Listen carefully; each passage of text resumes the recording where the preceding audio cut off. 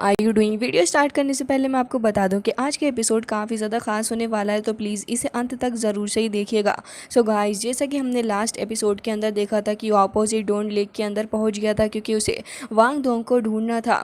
लेकिन वहां पर जब वो आता है तो अपने सामने ढेर सारी फीमेल्स को वो मौजूद देखता है। इसी के साथ इस एपिसोड की स्टार्ट होती है जहाँ पर हमें पोजीडोन लेक दिखाई जाती है। यहाँ का सीन बहुत ही ज़्यादा ब्यूटीफुल एंड इन्वायरमेंट काफ़ी रोमांटिक नज़र आ रहा था। तभी हमें देखने के लिए मिलता है कि यहाँ पर शीशी आ जाती है और कह रही थी कि मैं इस साल की होस्ट हूँ एंड इस पोजीडोन फेस्टिवल को मैं आपके लिए अनाउंस करूँगी। तभी बेबी भी वहाँ पर आ गया था और कह रहा था कि मैं भी आपका होस्ट हूँ और चलिए बिना किसी देर के आज के इस इवेंट को स्टार्ट करते हैं। हमें देखने के लिए मिलता है कि ये इवेंट कुछ भाग के अंदर स्टार्ट होने वाला था, जिसका फर्स्ट भाग या फिर पार्ट कह सकते हैं कि लव एट फर्स्ट साइट था। और इसके अंदर हमें जानने के लिए मिलता है कि पार्टिसिपेंट्स एक दूसरे के साथ में कम्पीट करेंगे। यहाँ पर जो मेल स्टूडेंट थे उन्हें उनका बेस्ट देने के लिए कहा जाता और कहा जा रहा था कि आपको जहाँ के फीमेल्स के ऊपर से उनका हेट हटाना है और जितने ज़्यादा हेट आप हटा पाएंगे इससे ये साबित हो जाएगा कि आप कितने ज़्यादा लड़कियों को पसंद आ रहे हैं। और हमें देखने के लिए मिलता है कि यहाँ पर 39 मेल स्टूडेंट्स थे। युहाओं का ध्यान उनकी किसी भी बात पर नहीं होता क्योंकि प्रेजेंट में तो युहा अभी भी वांग दोंग को ही ढूंढ रहा था। लेकिन तभी हम देखते हैं कि उनमें से एक बंदा जो कि अपने आप को कुछ ज़्यादा ही स्मार्ट समझ रहा था, वो सबसे पहले आगे चला जाता और कह रहा था कि फर्स्ट प्लेस जो है वो मुझसे ही बिलोंग करेगी। तभी हमें देखने के लिए मिलता है कि जू शेंशी भी वहाँ पर मौजूद था और कह रहा था कि बिल्कुल भी नहीं। और वो अपनी स्वांगमी रिप्लेसमेंट टेक्निक का इस्तेमाल करते हुए उस बंदे को वहाँ से गायब कर देता और खुद उस फ्लावर के अंदर से अपीयर हो गया था और कह रहा था कि मैंने सीनियर को ऑफेंड कर दिया। जिसके बाद हम देखते हैं कि वो काफ़ी तेज़ी के साथ नन का नाम चिल्लाता हुआ आ रहा था। लेकिन हमें देखने के लिए मिलता है कि वो मोटू जो कि पीछे फ्लावर के पास में आके खड़ा हो गया था। तभी काइटो उसे कह रहा था कि बेटा जी, आपको इतनी ज़्यादा जल्दी नहीं करनी चाहिए थी। तभी हम देखते हैं कि काफ़ी टशन दिखाते हुए जूशेंसी आगे जा रहा था, लेकिन उसको कहा गया था कि लड़कियों को ऑफेंड नहीं करना, बट वो अपनी इस हरकत से ऑफेंड कर चुका था क्योंकि जब वो तेज़ी के साथ इस जगह से आगे बढ़ रहा था तभी उसने लड़कियों के ऊपर वाटर गिरा दिया था, जिससे कि कुछ लड़कियों को उसके ऊपर बहुत ही गुस्सा आ रहा था और वो उसे अननोइंग कहने लग जाती हैं। लेकिन उसे इन बात से कोई भी फ़र्क नहीं पड़ रहा था और कह रहा था कि मैं तो यहाँ पर सिर्फ एक को ही ढूंढने के लिए आया हूँ और सभी को मेरा गोल पता है।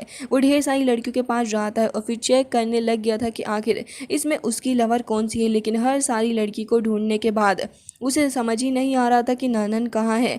लेकिन तभी हम देखते हैं कि युवा जो कि इसी जगह पर मौजूद था, वो कह रहा था कि भले ही देखने में सिंपल लगता हो लेकिन ये काफ़ी कॉम्प्लिकेटेड है क्योंकि सारी फीमेल स्टूडेंट्स ने अपने फेस को कवर कर रखा है उस हेड के थ्रू, और इसमें अपने लवर को रिकॉग्नाइज करना वाकई में एक टास्क की तरह ही है।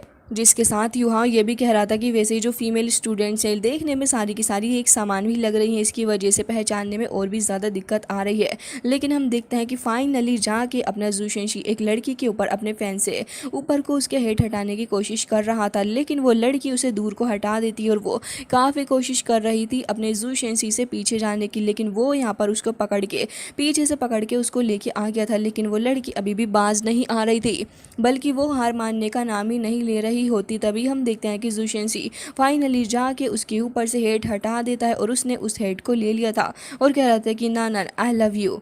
ये देखने के बाद तो उस मोटू को बहुत ही ज़्यादा गुस्सा आ रहा होता है और इसी तरीके से जूशेंसी ने पहला हेड हटा दिया था और यहाँ पर वो काफ़ी ज़्यादा खुश भी होता है। अब इसके बाद दूसरे लड़कों की बारी थी जो कि इस चीज़ को कर रहे थे और उनमें से कुछ तो पानी के अंदर ही गिर जाते हैं, कुछ को लड़कियाँ रिजेक्ट कर देती हैं और कुछ को यहाँ पर हेड भी मिल गई थी, जिससे कि इस तरीके से ही आगे बढ़ता है। और यहाँ पर हमें देखने के लिए मिलता है कि अब फिलहाल जूशेंसी खड़ा हुआ था और कह रहा होता है कि युहाओ तुम चले जाओ। लेकिन तभी युहाओ थोड़ा एम्बेरस्ड हो रहा था क्योंकि उसे ये सब कुछ नहीं करना था। लेकिन तभी वो उससे कहता है कि देखो, अगर तुम आज यहाँ से ऐसे ही चले गए तो फिर उसके बाद मुझे ब्लेम मत करना कि मैं तुम्हारे ऊपर गुस्सा करूँगा। तो जिसके बाद हम देखते हैं कि युहाओ कह रहा था कि अब बस मेरे पास यही अपॉर्चुनिटी है तो क्यों ना मैं अपनी सोल का इस्तेमाल करूँ शो करने के लिए।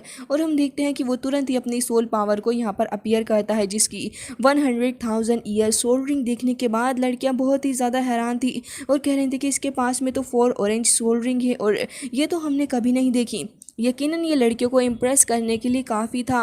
लेकिन युहाओ अभी नहीं रुकता, बल्कि वो यहाँ पर अपनी लिटिल स्नो गर्ल को भी समन कर लेता है। और आपको तो पता ही कि वो कितनी ज़्यादा क्यूट है, ऊपर से उसके बड़े बड़े से हेयर्स, तो वो तुरंत ही वहाँ पर आगे को उड़ती हुई चली जाती है। काफ़ी ज़्यादा तेज़ी के साथ उड़ती हुई जा रही थी, लेकिन अब वो वाटर के ऊपर आइस बना लेती है, जिसके बाद वो भागती हुई आगे की तरफ को जा रही थी।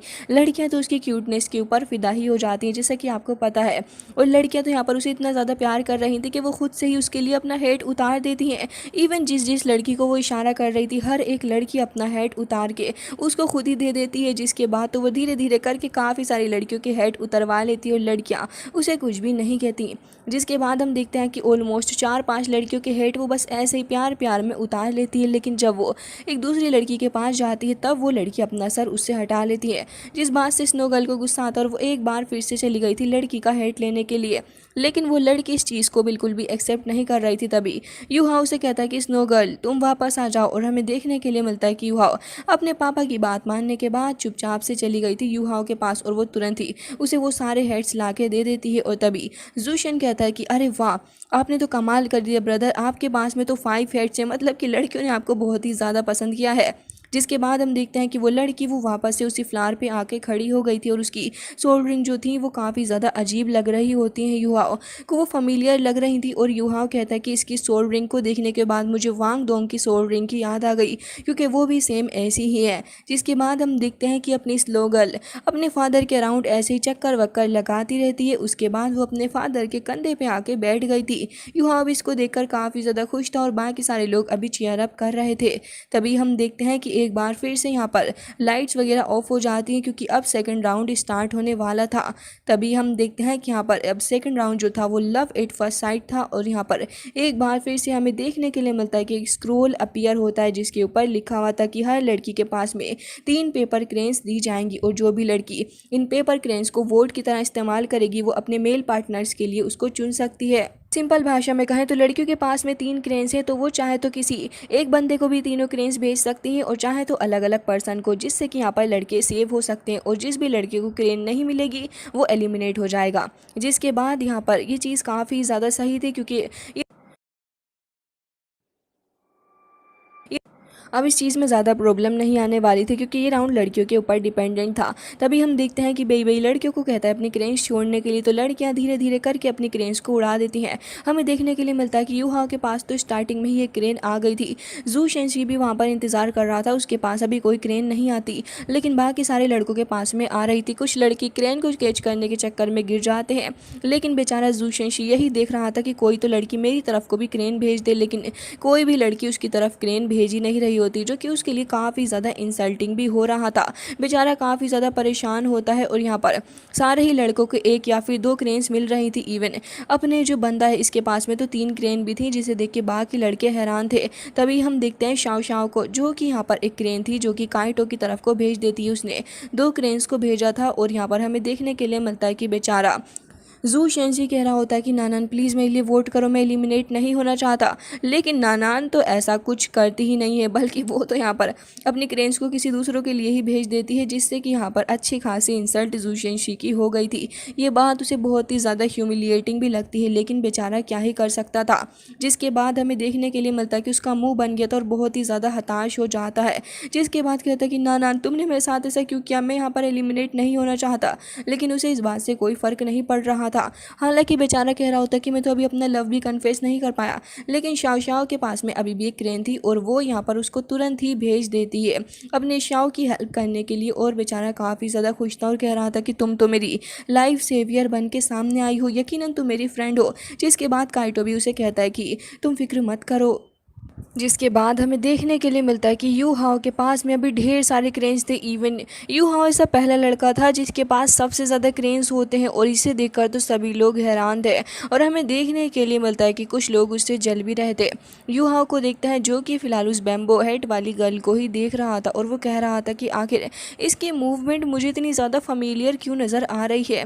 यू हाओ खुद भी हैरान था इस लड़की को देखने के बाद, क्योंकि उसके पास से कुछ फमीलियर सा ऑरा उसे बार बार फील हो रहा था, और युवा उससे कनेक्ट कर पा रहा होता है।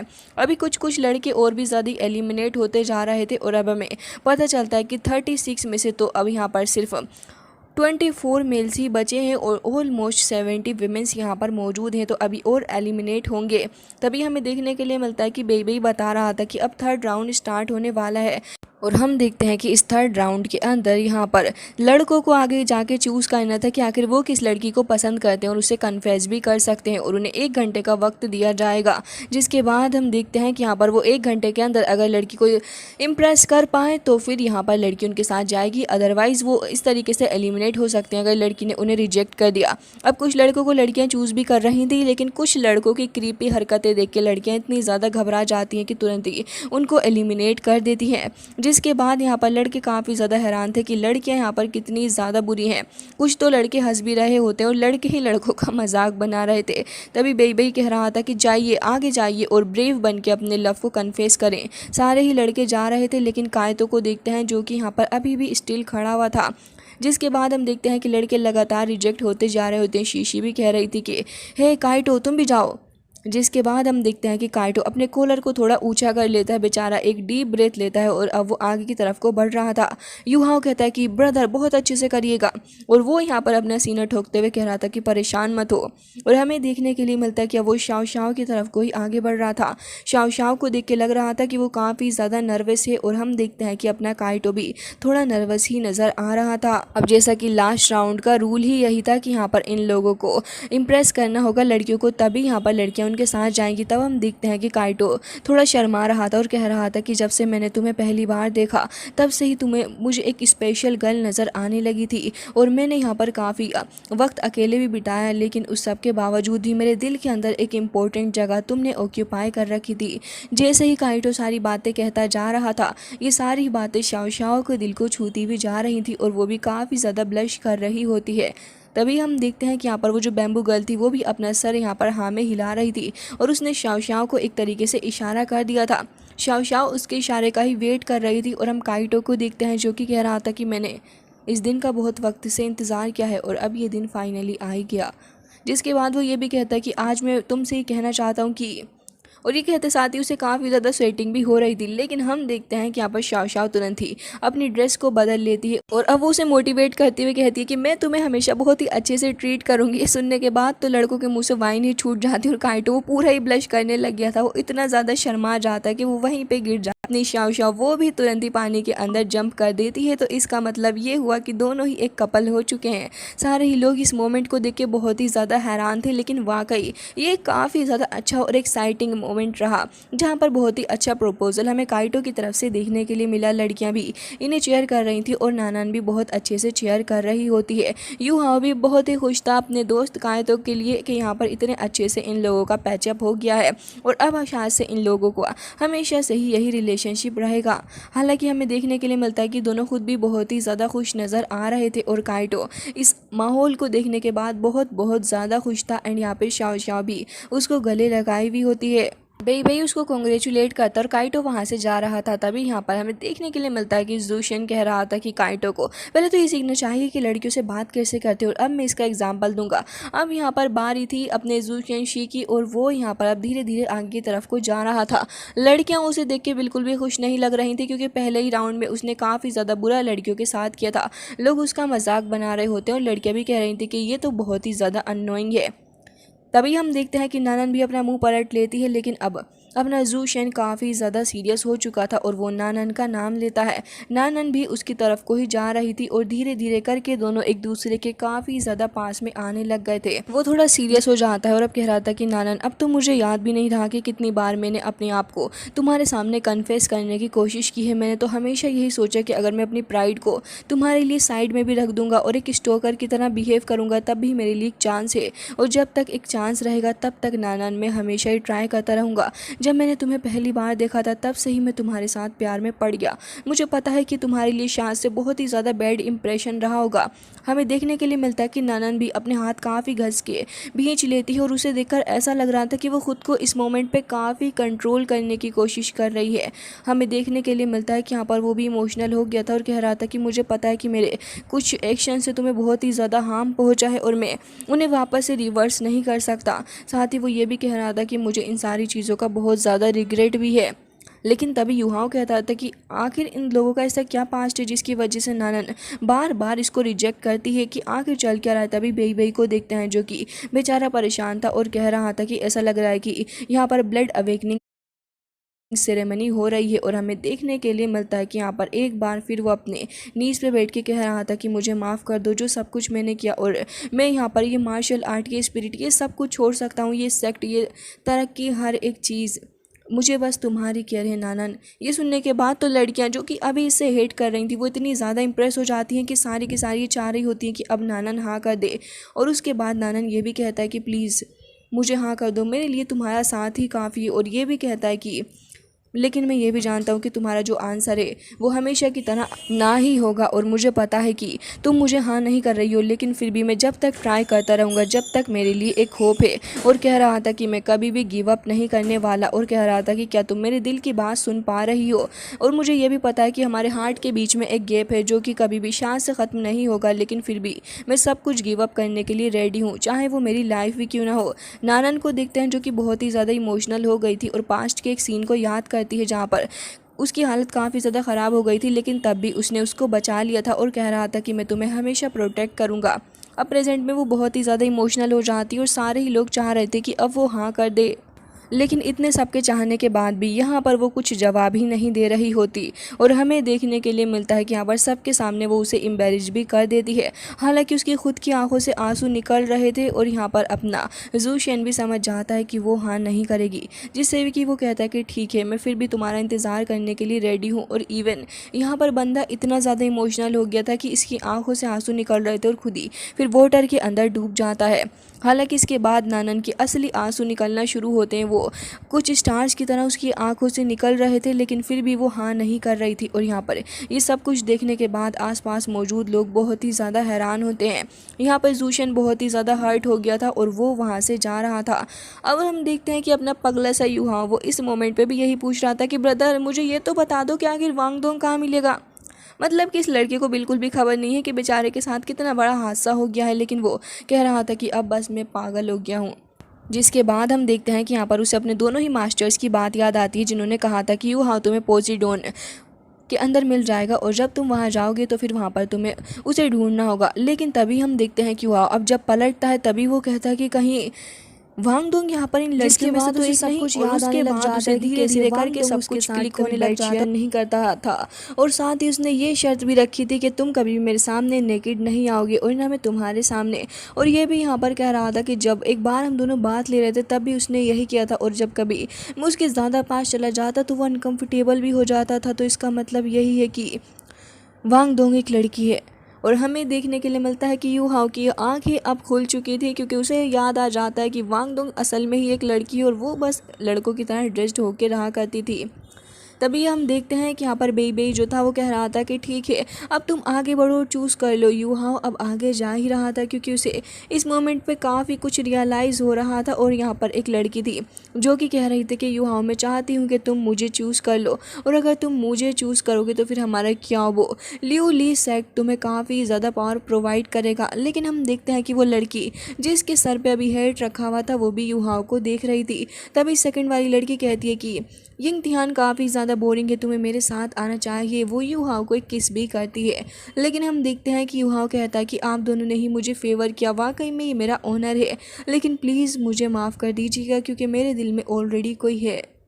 उन लड़कियों को ये बात यूहाओ की बिल्कुल भी पसंद नहीं आती और वो काफ़ी ज़्यादा जेलिस भी हो रही थी। तभी हम देखते हैं कि यूहाओ कहता है कि मैं उस लड़की को चूज़ करना चाहूँगा जिसने बैम्बू हेड पहन रखा है।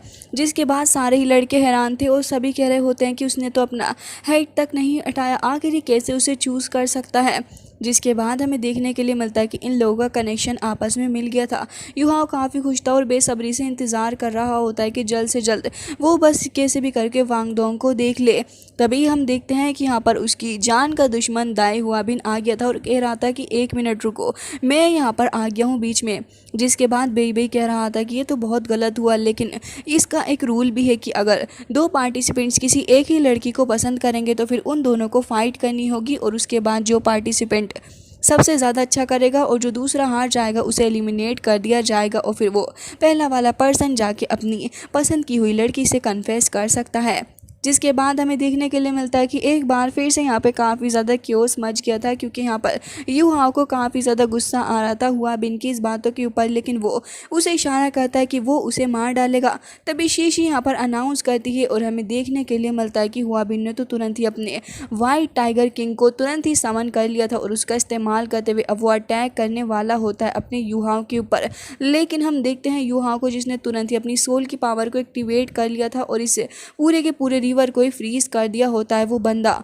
हुआ बिन जो था, हमें देखने के लिए मिलता है कि वो अपनी वाइट टाइगर की पावर का इस्तेमाल कर रहा था, लेकिन तभी लिटिल स्नो गर्ल वहाँ जाती है और हमें देखने के लिए मिलता है कि सिर्फ अपनी एक फिंगर से ही वो यहाँ पे पूरे के पूरे उसको फ्रीज कर देती है। और हमें देखने के लिए मिलता है कि यहाँ पर अपना युवा स्कॉर्पियो की पावर का इस्तेमाल करते हुए उसे काफ़ी दूर फेंकता, इतनी ज़्यादा दूर कि बस वो एक तारा बन के ही रह गया था। सभी काफ़ी ज़्यादा खुश होते हैं और अब वो युहाओ को कहते हैं कि युहाओ अब तुम आगे जा सकते हो। स्नो गर्ल गायब हो गई थी और अब युहाओ धीरे से आगे बढ़ता है। जिसके बाद हम देखते हैं कि यहाँ पर वांग डोंग भी उसका इंतज़ार कर रही थी। एक तरफ से यू हाओ आगे जा रहा था और अपनी आइस की पावर का इस्तेमाल करते हुए वो लेडर्स बनाने लग गया था, और दूसरी तरफ हमें देखने के लिए मिलता है कि वांग डोंग फ्लावर्स का इस्तेमाल करती है। बहुत ही ज़्यादा ब्यूटीफुल सा ये सीन लग रहा था, जहाँ पर एक तरफ आइस लेडर्स थी तो दूसरी तरफ यहाँ पर फ्लावर लेडर्स बन के आ रही थी, और एक बहुत ही ज़्यादा ब्यूटीफुल सा नज़ारा यहाँ पर क्रिएट हो जाता है। और युहाओ कह रहा था कि मैं कितना ज़्यादा बेवकूफ़ था कि इतने सालों तक साथ में रहने के बावजूद भी मैं ये नहीं पहचान पाया कि तुम एक लड़की हो, मैं वाकई में एक इडियट हूँ। जिसके बाद हमें देखने के लिए मिलता है काफ़ी ज़्यादा प्यारा सा एक फ्लोर यहाँ पर बन गया था, जो कि देखने में बहुत बहुत ज़्यादा प्रीटी लग रहा था।